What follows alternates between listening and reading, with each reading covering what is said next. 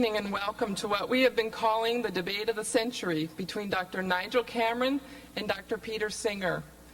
My name is Jennifer Lahl and I'm the Executive Director of the Center for Bioethics and Culture here in Oakland. We expect this to be a very interesting evening, a very enlightening evening, but most of all, we expect this to be an evening that will deeply impact each of you who is here tonight. The question to be debated tonight, what does it mean to be human, is of paramount importance. There are visionaries now who are talking about a post-human or a transhuman race. People are proposing to clone human beings either for reproduction or for research purposes.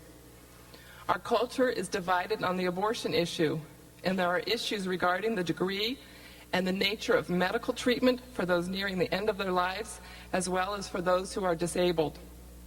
Should we restrain scientific discovery? And what should be our ethical framework for understanding the boundaries that we put into place? In each of these very critical matters that affect our culture, our society, and our lives, this issue of what does it mean to be human is one of the central matters that must be taken into consideration. It gets beyond the symptom of differing views and addresses the fundamental and the foundational issues surrounding our humanness. The CBC is deeply aware of the strongly held viewpoints on both sides of tonight's debate.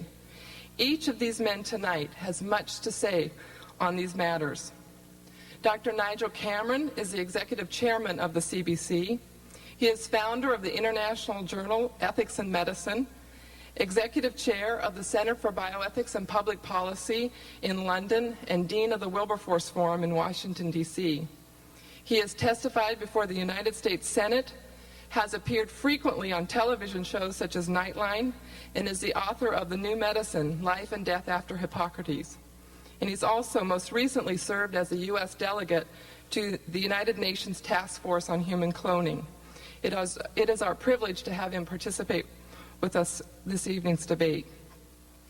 Dr. Peter Singer is known worldwide for his seminal writings in the field of bioethics and his staunch defense of animal rights, and he holds a position at Princeton University as the Ira W. DeCamp Professor of Bioethics in the University Center for Human Values.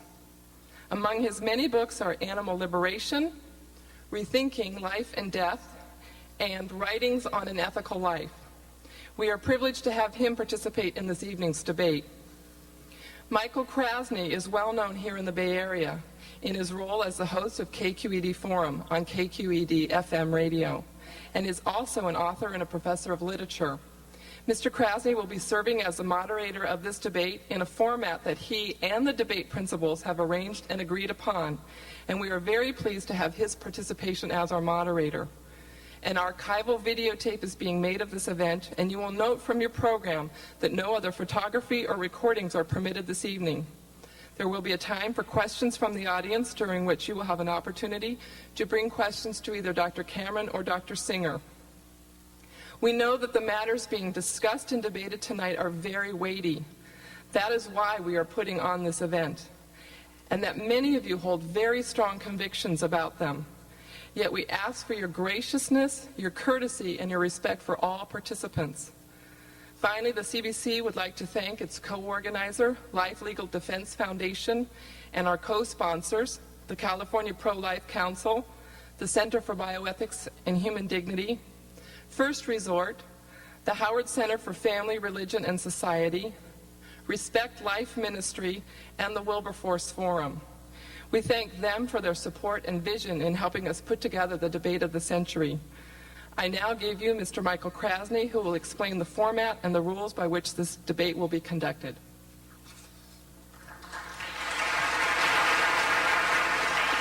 Thank you. Good evening, and welcome to all of you.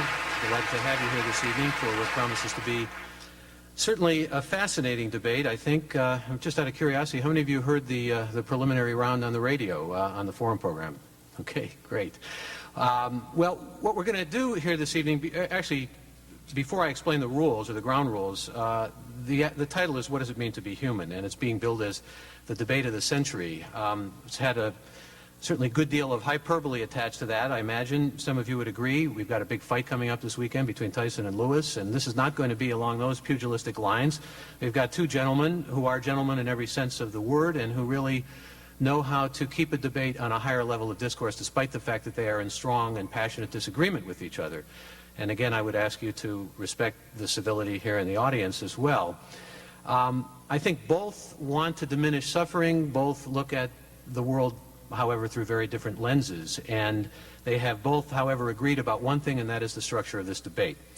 And what we're going to do is hear from each of them. I'll flip a coin. This is very much in the old American style of football, and whoever wins the coin toss will get to decide whether they want to go first or whether they want to extend the right to their opponent to go first.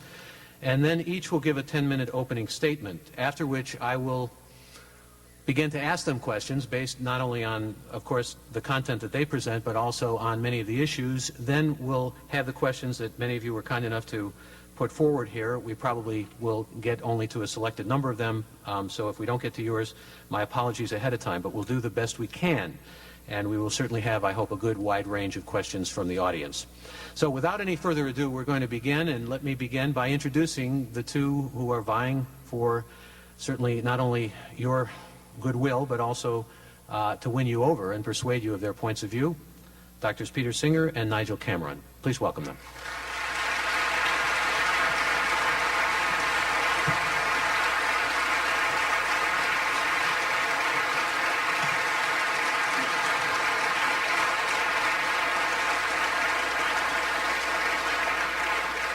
Thank you kindly for that welcome, and I know that our participants appreciate it. Who would like to call the coin that I'm about to flip here? Would you like to take that? Sure, I'll call. Okay. This is for Peter Singer. Call it in the air. Heads or tails? Heads. Tails it is, which means, Nigel Cameron, you get the decision as to who goes first here. I shall be happy to go first.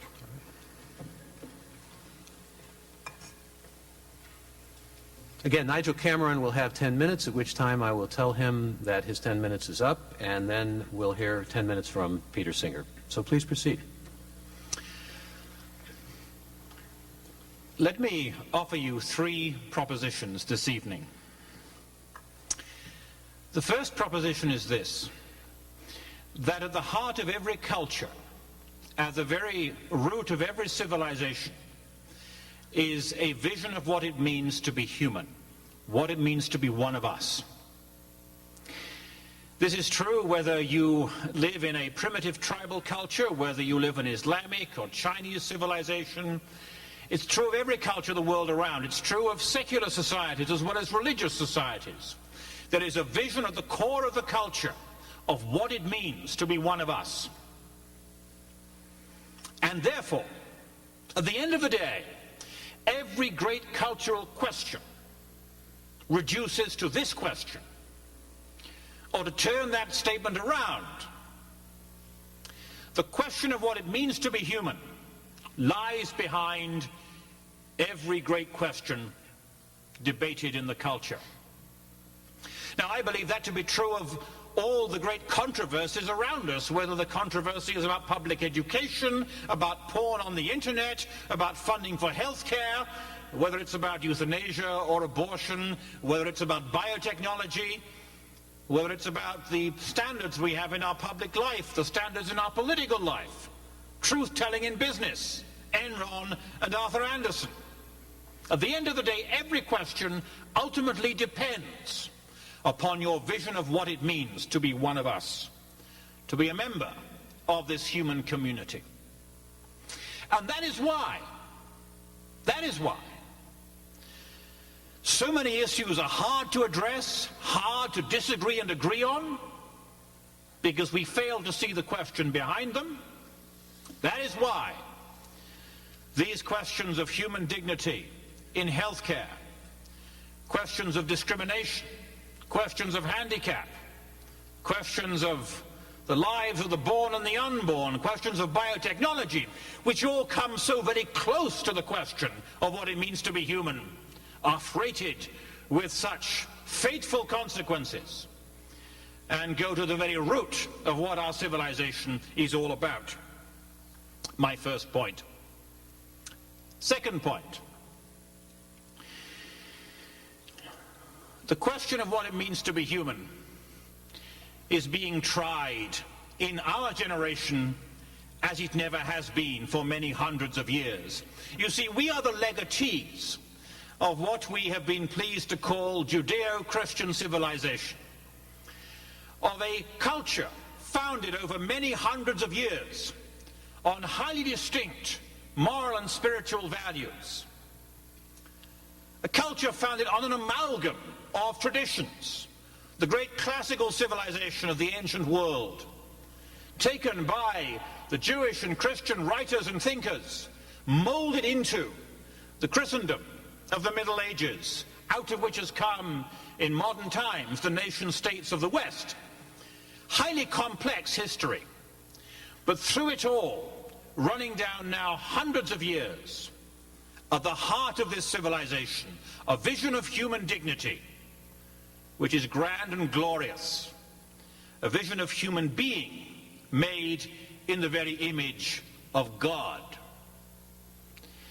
And whether you are Christian or Jewish or Muslim, whether you are sacred or secular, whatever your religious, philosophical starting point today, you are the legatee and the beneficiary of that vision of human dignity, which has given rise in the Western tradition to the rule of law, to democracy, to the flowering of the dignity of the individual, and late in the day, in this last generation, to the second round in the debate about the ending of slavery, in the civil rights movement, in this last generation, to many of the good aspects of feminism and the recovery of the dignity of women, given rise to our concerns in our generation for those who are handicapped through ADA, through so many regulatory and policy positions, a recognition of the equal dignity before the law of those who have been considered to have equal dignity under God. In our generation, the most fateful questions being posed against the background of the flowering of our vision for human dignity and of our finding ourselves often the unwitting beneficiaries of this highly distinct Judeo-Christian moral vision in which the individual matters quite so much because the individual matters the God who made him or who made her. Thirdly, as to the future, we find ourselves at the watershed in the history of this civilization, the breakpoint of our culture. We find ourselves addressing fundamental questions which have not been addressed for many hundreds of years. And I think the issue of euthanasia perhaps has been the most evident of them all, because euthanasia was eschewed, euthanasia was prohibited, euthanasia was regarded as just about as bad a thing as could be in the Judeo-Christian tradition, as the abandonment of the sick, at the same time as the abandonment of our moral responsibility for ourselves. In this last generation, the prohibition on suicide has been overturned in our moral thinking, and euthanasia is advanced in Europe, practiced now in Holland, now in Belgium, the law, in Oregon here, our own sample euthanasia jurisdiction. A beginning of a reinvention of human nature, a decision that human nature may be disposed of, that we, in our autonomy, may end our own lives, and of course, by implication, that there are lives less worthy to be lived than other lives. The beginning of a development which, of course, in Germany in the 30s and 40s led to the world's great euthanasia regime, and leaves the German conscience as the great guide to our address of issues in medicine and biotechnology in the world today. Let the German conscience be your guide. As we look ahead, we look beyond issues like euthanasia and the status of the handicapped, the disabled, We look to the manipulative capacities of biotechnology, to cloning, to germline interventions that will change every generation, to these new powers we have taken to ourselves in the biosciences, which are being exploited not, as it were, within the academy and the professional scientific community, so much as within the IPO world of the biotech companies and venture capitalists, as the marketing of bioscience threatens to engulf and indeed fundamentally to change the whole character of our culture, because it has lost touch with this vision of human nature as that bearing the dignity of the God who has made us, because we have come to the view that human nature is now manipulable and is in our own hands, that we can not just dispose of ourselves in euthanasia, we can remake ourselves through biotechnology. So we may choose to clone ourselves, we may choose to have better babies, we may choose to find some way to dispense with inheritable disease, we may choose to make a post-human future in which human nature is something we control. We may choose to move beyond taking human life made in God's image into making human life in the image of ourselves. What does it mean to be human? To be human in our civilization has been a grand and glorious thing, because it has been to be made in the image of the God who made us. And religious or secular, we are the beneficiaries of that great tradition, and we tamper with it at our peril. Thank you very much.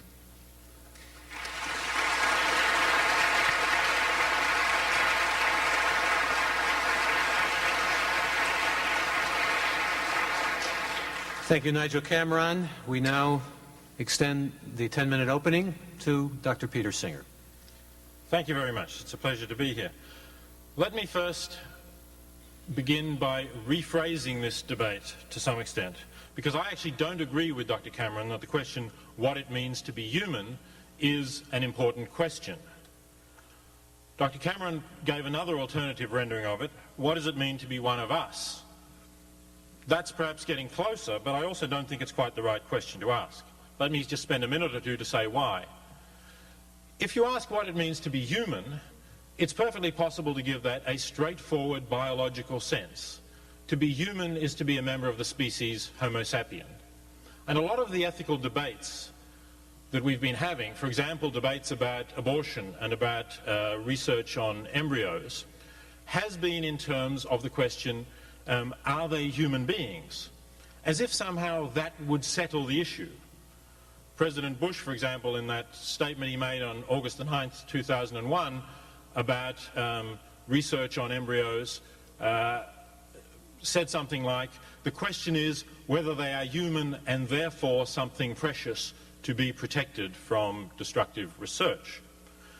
But I think that that's too swift a move, because I have no doubt that the embryos that were under discussion that President Bush was talking about are human. They are human in the sense of being members of the species Homo sapien. And I have no doubt that they are alive, so they are living human beings.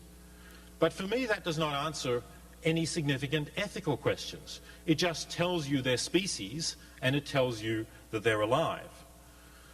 Behind that, there is an ethical assumption that if a being is a living human being, then it must have, it ought to have, all of the rights and protections that we want to give ourselves, that we claim for ourselves.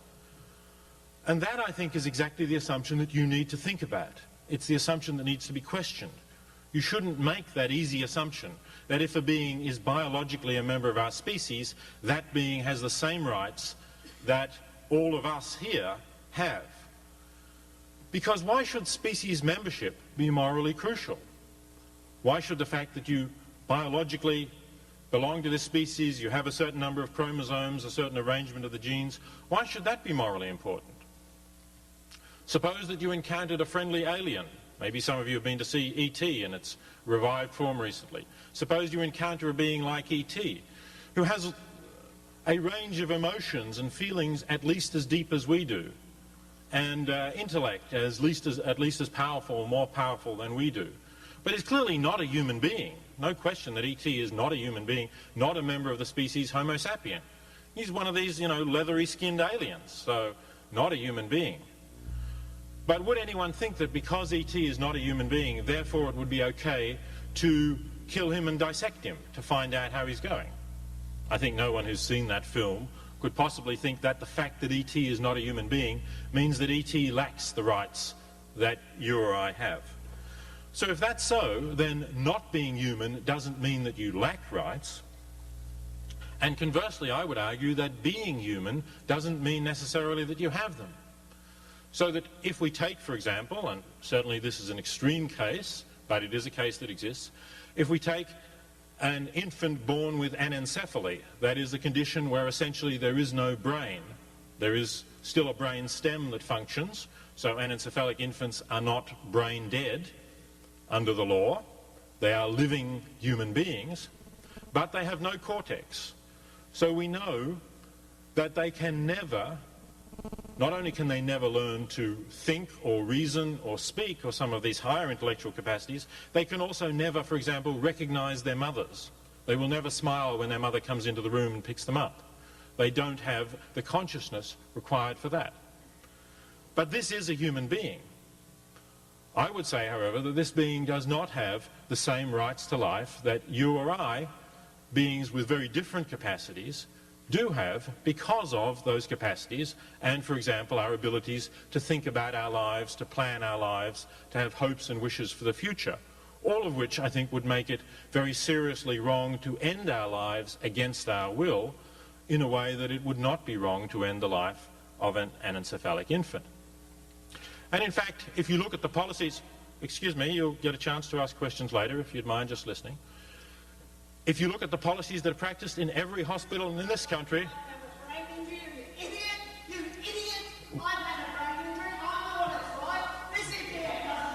Sir, would you kindly sit down? We're going to conduct this in a civil way.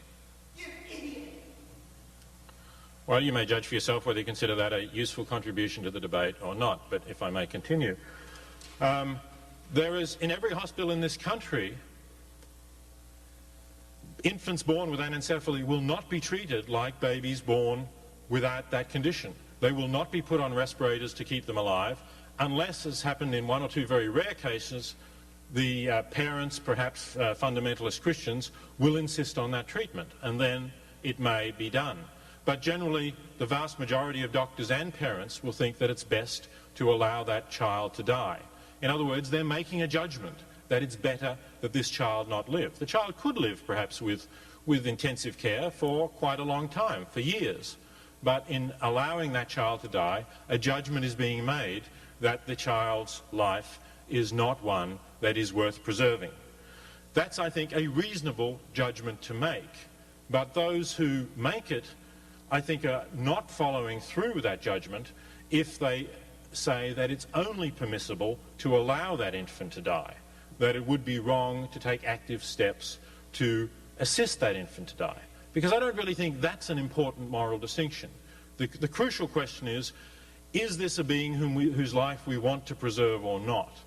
And if we're allowed to decide that we don't want to preserve it, I think the rest is basically a technicality about the means that we use to achieve that end. So let me say then that for that reason, I don't think the important question is whether a being is human or not.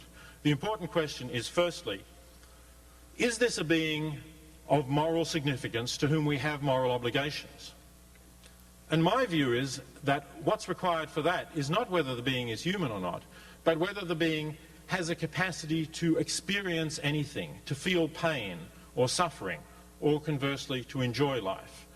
If the being has that capacity, then we can make its life go well or badly, and it makes a difference to that being what its life is like.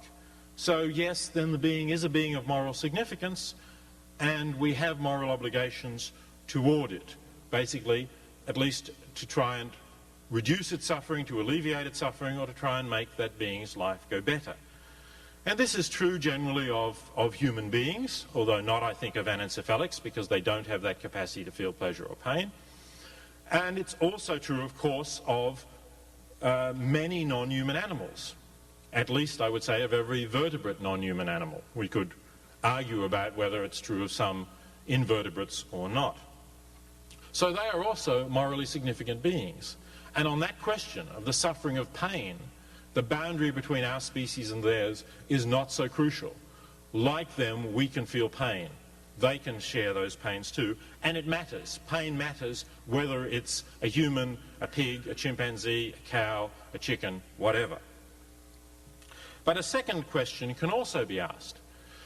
Even if a being can feel pain, even if a being is conscious, should it be regarded as having the same right to life that you and I have? Let's say, should it be regarded as having the strongest possible claim to life of any beings that we know? And here I would say, mere consciousness is not enough. Certainly, if a being can have a good life, enjoy a life, that's a reason why it's good for that being to live. But there are worse things than ending the life of a being which does not have any sense of its own life existing over time. And a worse thing is to end the life of a being who can have a sense of existing over time and can want to go on living. Because then you are thwarting the desires and preferences of that being to have his or her life in a way that you cannot do for a being who does not have that capacity. So that's why it seems to me that these are the important things to look at, not the questions of whether beings are human or not, or even the questions of whether they're one of us. Unless by us you mean one of us here, that is, one of us who are capable of understanding an abstract argument, listening to it, and responding intellectually to it. Of course, that's a very narrow group and does not include all human beings, and I wouldn't want to place the threshold so high, even in terms of what kinds of beings have a right to life. Let me just say one final thing. In response to what Dr. Cameron said, I think you need to beware of rhetorical slides of the kind that he used when he moved from speaking of Holland and Oregon, which have laws allowing people to choose to end their lives under certain conditions and with certain safeguards, to Nazi Germany, and to talk about what happened in Nazi Germany as euthanasia. Because the people who were killed by the Nazis, whether in the so-called euthanasia program or simply in the so-called final solution to the Jewish question, wanted to go on living, or certainly did not want to die, nor did their families, nor were their families involved or consenting in the decision that they should not continue to live. It's a completely different situation when you have a state deciding that for its own purposes from what happens in Holland now or in the state of Oregon. And I think you need to think in a more nuanced way about those distinctions than Dr. Cameron suggested to you. I think I've used my 10 minutes. I think you have. Thank you.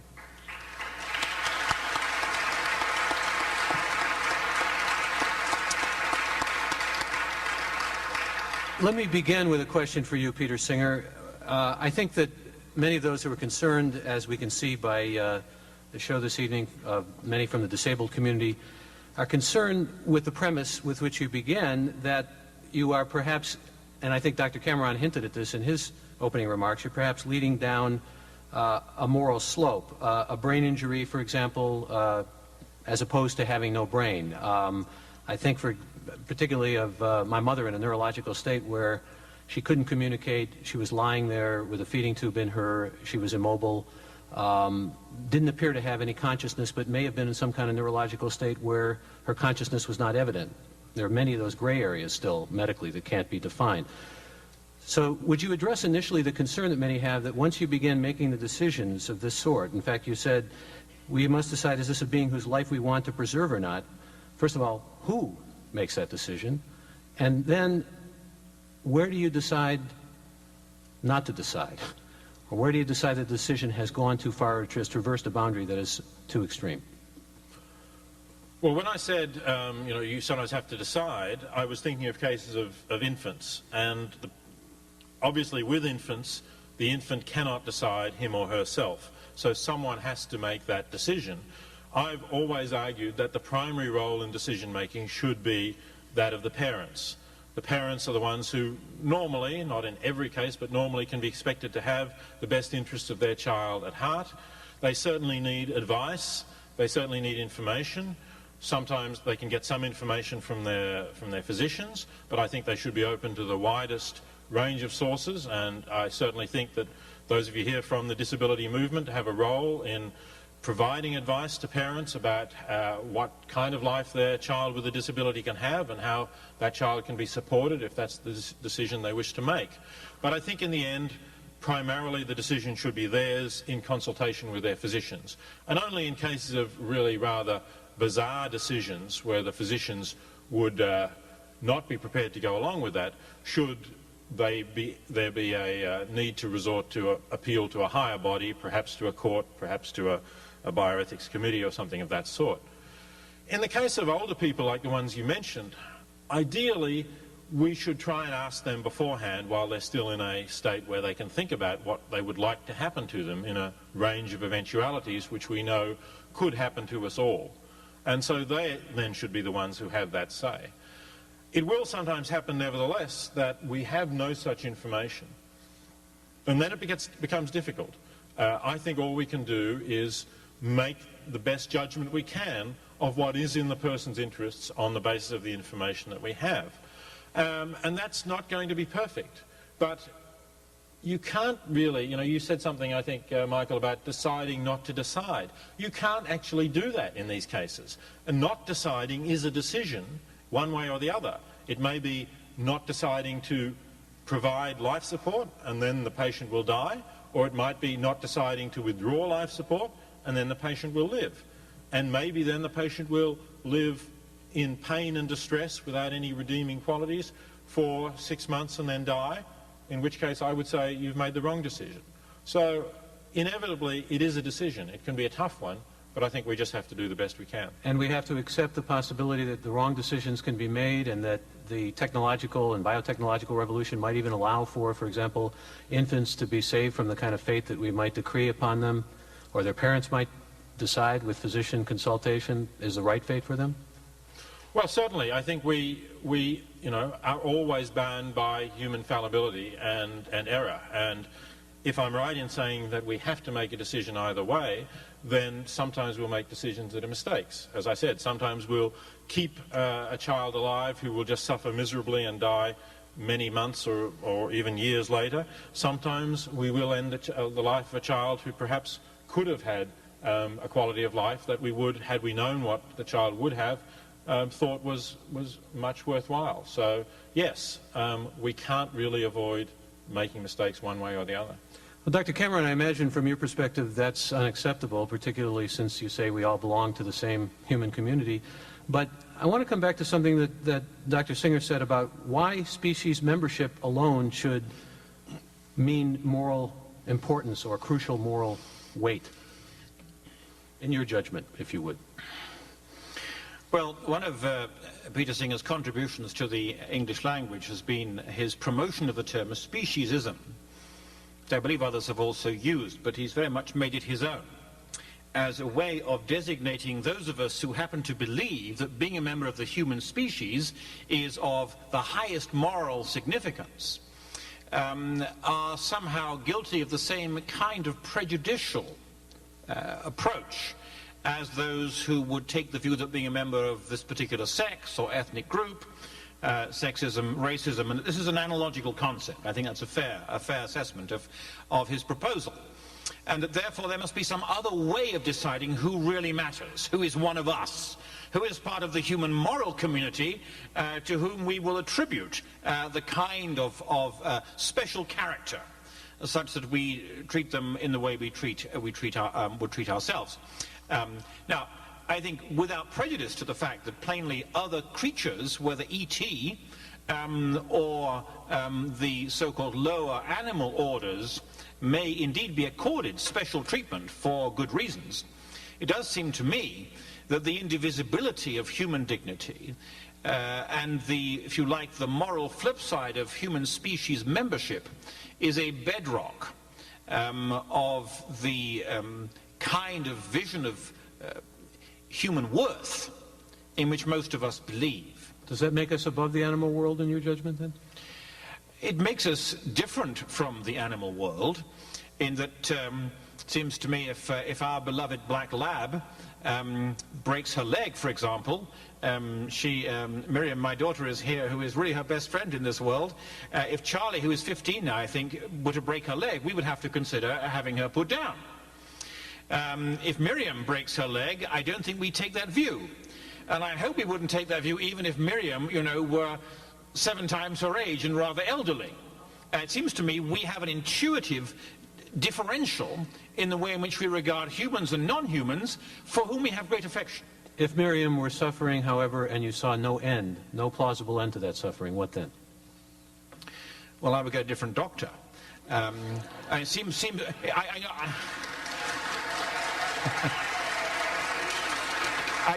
it seems to me to make a very serious point here.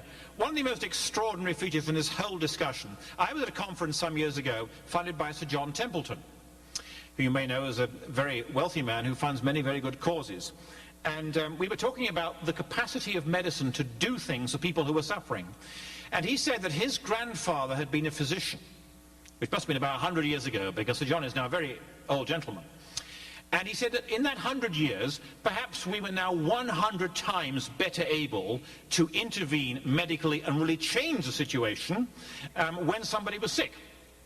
It's an amazing thing. Palliative medicine goes up like that. The development of the hospice movement goes up like that. My friends in the trade tell me it is very, very rare now for someone to have serious long-term pain that cannot be addressed medically. Very, very rare. And yet, support for euthanasia goes up like that. A generation ago, suffering was much, much greater. And yet, the decision to end someone's life intentionally was something that was not to be considered within the moral community. What about Dr. Singer's example of an infant born without a brain, without a cortex, no consciousness?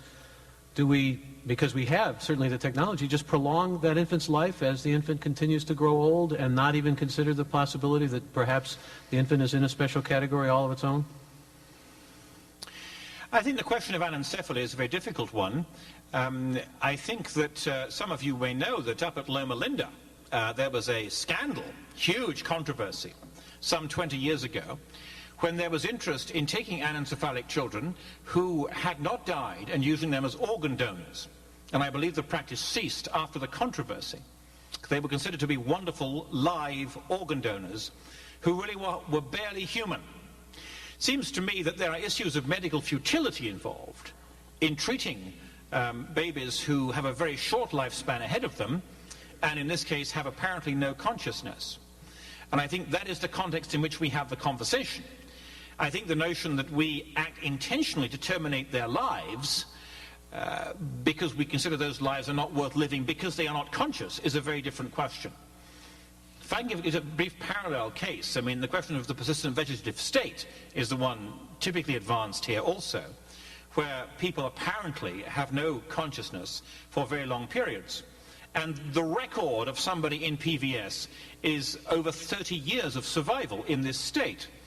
And I was in a debate some years ago, and someone put this to me, and they said, but surely this proves that we should not be sustaining people in this state if they can live that long. And I said, I find the story of this gentleman who was in that state for over 30 years one of the most extraordinary statements of the capacity of the human community to show love for each other in this condition of abject disability.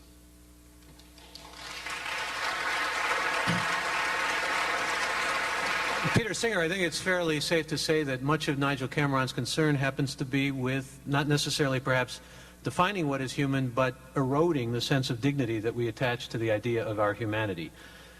And would you address that concern in as reasonable a way as you can? Because I'm sure that you can empathize with those who feel that once you begin, in other words, to question what is human, you can indeed erode the dignity of what is human. I think the choice here is whether we are going to essentially try and disguise to ourselves, through the kind of language that Dr. Cameron has used, what actually goes on in medicine, or whether we're going to be honest and face up to it. Because I think that there is a real danger, if we're going to talk about dangers in doing things, I think there's a real danger in prolonging language of fiction. And you had an example from Dr. Cameron when he talked about the futility of prolonging the life of someone with anencephaly because they only have a short lifespan.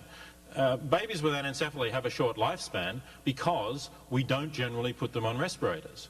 But if you did put them on respirators, there's absolutely no reason why you couldn't, with all the medical technology that, as Dr. Cameron correctly said, has advanced so much in the years, there's no reason why you couldn't keep them alive for 10, 20, 30, 40 years. And in what sense is that then futile? Well, of course, you might say, well, it's futile because they'll never recover consciousness. They'll never gain consciousness. But if you admit that that's why it's futile, then essentially you're saying that a human life is futile if it doesn't have consciousness. So you're accepting my point that it's not human life as such, but at least, at a minimum, a level of consciousness that is required to make life worthwhile. So in a whole range of different ways, I think we disguise to ourselves what we're doing. That's just one example. Another example is this idea of relieving pain when we know that we're actually shortening life. But by appealing to this doctrine of double effect, we tell ourselves that our intention is to relieve pain, and this is somehow vastly morally different from actually carrying out active euthanasia, although in both cases we're injecting doses of morphine that are shortening life. And in some cases, actually, we're making the person terminally unconscious. There's a practice in medicine known as terminal sedation, where you make someone unconscious until they die. Of course, if you're prepared to do that, then it's true that there's very, very few people, perhaps none, of whom palliative care cannot relieve pain, as you heard Dr. Cameron say. But do any of you here think that it would be a great idea, if you're terminally ill from cancer, for the doctor to keep you terminally sedated so that you're unconscious until you die, however long that takes? Is that really a lot better than the doctor giving you a single larger injection and killing you straight off, rather than allowing you to die in several weeks? I think not. I think there's a whole range of ways in which we are essentially trying to disguise to ourselves what we're doing, and I see that as dangerous. I also see as dangerous the denial of human freedom and autonomy, and I would say here dignity, that comes from telling people that they're not the ones who are going to choose how their life ends. We, either the doctor or the hospital or the state, are going to tell them how their life is going to end. We are going to tell them that we can relieve their suffering. It may not just be physical pain. It may be other things that are not so easy for palliative care to deal with. It may be weakness. It may be shortness of breath. It may be nausea. It may be the fact that they don't simply want to die in this condition. They don't want to be seen by their family to be have their capacities slowly eroding away. And to say, we are the ones who are going to decide how you die, not you. We are not going to allow you to have those rights and freedoms that the people of the Netherlands or of the state of Oregon now have and the people of Belgium are about to get. That, I think, is indeed something that is more dangerous than the things that I've been suggesting. Let me take a couple of those points and refer them to Nigel Cameron, because I think they're quite important in terms of the real essence of this debate. That is, Professor Singer is clearly saying that when you talk about the futility of medicine, you're acquiescing to the idea of what's tantamount to the fact that medicine really is ineffectual, therefore acquiescing to, in a sense, what he's saying. But beyond that, I think he's also raising a question about the autonomy of choice, and I'd be curious to know your response to that. That is, if someone can choose a death, they can choose a death with dignity. And since you have made dignity the centerpiece of a lot of your argument, what about that notion that having your own autonomy to die in a dignified way is a death with dignity that you can choose? I think on the fertility issue, I think my point is that is the context in which you then have that conversation, whether it's about PVS, whether it's about anencephaly. I've never heard anyone suggest an anencephalic can live for 40 years before. This is, we'd have to have some physicians in the conversation to tease this out. But it seems to me that the principle here, there are immensely difficult situations in which we decide, do we treat, do we not treat, do we withdraw treatment because it isn't working? What are the parameters on which we begin and withdraw treatment? And these are very legitimate discussions in which in a clinical context we will have a very complex conversation. I think that is a proper conversation to have. I think it is a different conversation in kind from the conversation about whether we intentionally treat or not treat with a view to bringing about the end of the patient's life. And I think that principial distinction is it's part of the wall that divides civilization from barbarism. It's that important. Even if in individual cases, it may be very complex, putting together the pieces of the conversation. On the issue of autonomy, I find it's a very interesting conversation indeed, because the claim is made, it's made very loosely and believed by many people, that if we are to respect the autonomy of the individual, therefore we should allow euthanasia. It seems obvious, doesn't it? You know, which of the healthcare organizations was it that ran that campaign? It's my life, my body, my healthcare, whatever, something of this kind. And you pursue that argument. And you end up with the notion, and Dr. Singer says this, I mean, who are we to override the wishes of people who want to do A or B or C? And it seems to me if you have a 5-minute conversation about euthanasia, that is the way the discussion goes. Seems to me if you have an hour for the conversation, it goes a very different way, because you begin to run the movies. You begin to look at the scenarios. 2 or 3 key points here. One is, if you actually have a euthanasia regime in law in this country, one of the most immediate impacts it would have would be on health insurance. And we would find health insurance companies offering half-price policies or maybe quarter-price policies to young fit people who agreed that in the event of their getting A or B or C, they would opt for euthanasia. Autonomy, freedom, their choice. So if you're a low-wage earner, as I'm sure some of you are, and you can just afford health insurance, or your company hasn't offered it because they can't, you get cheap policies offered and you make those decisions. And so you say, because you've got 3 kids to support and a mortgage to pay, you will opt for the cheap policy. Now, what's happening to autonomy here? Something very disturbing is happening to it, because you're acting under economic duress and opting into the euthanasia program. Second example, the basic defense, autonomy defense of euthanasia is that if you don't want to be alive because you're sick, you ought not to have to be alive. But who talked about the question of being sick? That isn't the defense of euthanasia. That is the defense of a public policy approval of suicide. Now, how many in this room have not, at one point in their lives, woken up and wished they were dead? Not many of us. It isn't just the bad days we have at work. It isn't just the bad days we have with our families, our kids, and our spouses. Many go through depression, experience of depression, long-term depression, and many people have miserable situations for all kinds of reasons. And they might decide, it's my life, I choose not to be alive anymore. The moral justification for euthanasia is in fact a moral case for public policy approval of suicide. And of course the utterly random effects of such a policy are very evident. So I think there are a number of ways in which the easy notion that autonomy leads to euthanasia has led many people working in this field, interestingly, to say, okay, autonomy is impressive, but in this case, we begin to see in public policy, we should say no.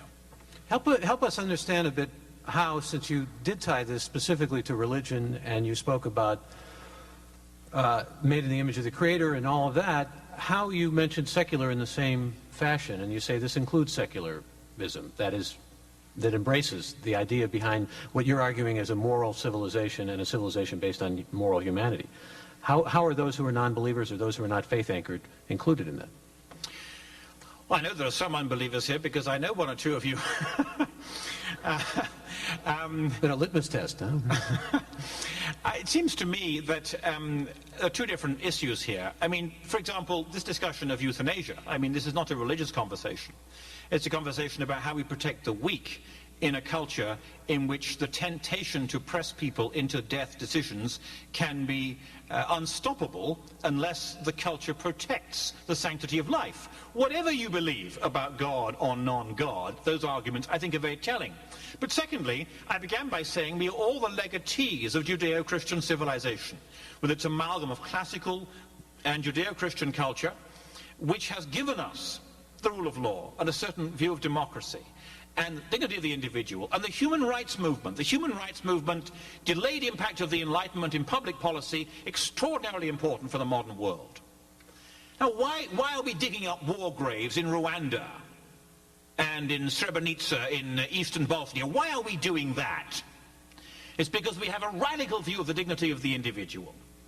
And that has come to us through our religious heritage. You haven't got to believe the heritage, but let's hold on to the vision of human rights, which ultimately depends upon what Dr. Singer has called our speciesism, our view that to be human is to be uniquely significant. Peter Singer, you alluded before to what you thought was an unfair rhetorical use by Dr. Cameron of an analogy to what he called German conscience, which obviously is the Nazis. How would you really address to those who are here who are concerned that this does lead to a slippery slope, I hate to use the cliche, that, in other words, there's a potential for eugenics, there's a potential for eliminating people's lives based on their disabilities. There are many people here, obviously, who have that concern. Some of them are protesting outside because they feel once you open this Pandora's box, you've got the possibility of people being eliminated just on the basis of their disability.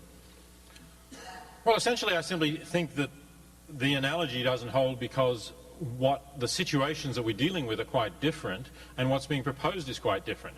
On the one hand, you have a totalitarian state with a racist policy based on the preservation of the purity of the Aryan folk, which is, you know, a racial myth, which they consider certain people basically are a blot on the Aryan folk, and they are Jews and gypsies and people with disabilities, genetic disabilities, inherited disabilities.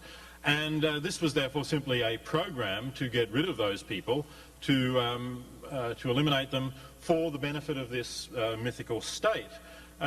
What I'm talking about is something that is not carried out by an authoritarian state, that is focused on the interests of the individual, and particularly in the case of voluntary euthanasia and assisted suicide, on the interest of, on the autonomy of the individual making that decision, and in the other cases, as I said, of the infants, on the family being the nucleus of that decision. I'm not talking about the state coming in and making the decision, and I'm talking about a decision that is always brought down to the level of individual interests. Please, ma'am, please. I'm going to ask you to be quiet, please. Ma'am, if you don't be quiet, we're going to have you. Well, let me just say something, because I did hear the word Medicare, and that relates to something that Dr. Cameron said. He referred in discussing voluntary euthanasia to the effect that this might have. We are trying to conduct an evening here without interruptions, and unfortunately, if you're going to continue to interrupt, I'm going to have you removed. Ma'am, would you please be courteous and let him speak? I understand your feelings. I understand your emotions, but they're inappropriate right now. Let us hear both sides. What I want to say here is that I think, in fact, it is wrong to allow economic pressures on these issues to determine the questions. And I come from a society which has full medical insurance for every citizen, and I certainly support the idea that in this country too, every citizen should have full national insurance, full healthcare insurance, which would not be subject to their ability to pay and would not be based on whether they are extremely poor. So I accept that there are problems in introducing policies in societies that do not provide adequate coverage, and I certainly think that that coverage ought to be provided. But I think that this is still a situation in which individuals can make decisions. They should be given full support for whichever decision they make, so that parents who decide that they want their disabled child to live should be given full support to have the treatment that that child needs to live, and to have the long-term care that that child will need to have to live the best possible life within the community that that child can live. So I don't think that it should be economic stress or economic burdens. That I agree it doesn't happen, and I think that it's wrong that it doesn't happen. If you'd only stay in the room and we could discuss this, you would find that we perhaps have a lot to agree with in terms of the economic support of the state for people with disabilities, which I totally agree is inadequate. But I don't think that that deals with the question of who should make these decisions, and as I say, it comes back to me that either the individuals themselves or the parents of those children are the ones generally in the best position to reach those decisions. I understand you're trying to anchor this in family and democracy, but as you can hear by the din, and as certainly you have remarked upon yourself, there's a great sense of inequality. We don't live under a despotic regime, but we do live under a regime that is, or an administration, I should say, that is not fair in terms of equity. Well, that's a fair point, and I think, you know, if one is to say that this kind of legislation that I'm proposing is desirable in countries that have a national health insurance scheme, which essentially every developed industrialized country except the United States does have, then, you know, I think that's a perfectly reasonable point to make. And you could say that until the United States gets that, perhaps it's not ready for it. I think that's a reasonable argument, but it's not the kind of ringing defense of human dignity that Dr. Cameron was making before. It's a rather odd kind of claim for him to make, given the kind of rhetoric that he started out with. Dr. Cameron. Well, it does seem to me it's very interesting. I mean, the notion that in this particular rather sizable democratic society, Dr. Singer accepts that he is himself perturbed about the implications of introducing voluntary euthanasia. It seems to me that this is quite a commentary on the logic of the euthanasia position. You see, once you part company with the notion that we will not, as a community, tolerate the taking of innocent human life, even by yourself, that this is not something public policy will ever approve. Once you part company with that position, well, Charlie Krauthammer wrote an interesting essay in Washington a few weeks ago talking about the cloning issue, where he said this isn't a slippery slope, it's downhill skiing. And secondly, if you go to Holland in Europe, which is the world's euthanasia lab, serious suggestion, if you haven't been to Holland and you're interested in these issues, go to Holland and spend a week there and meet the guys. You will discover a situation in which there are no strong economic pressures operating to encourage euthanasia, and yet in which many thousands of people who did not volunteer for euthanasia have been killed. And this is a matter of public record in the government's own research into what has been going on, and in which certain persons have been killed, and their killing has been approved by the courts, who were merely depressed because their lives had gone wrong. You will discover a regime within which the tables have been turned.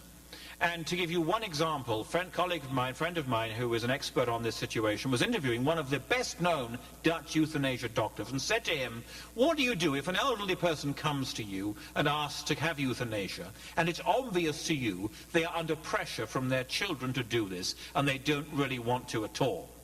Now remember, Holland is the high point of autonomy argument for euthanasia. Autonomy, autonomy, autonomy is the case.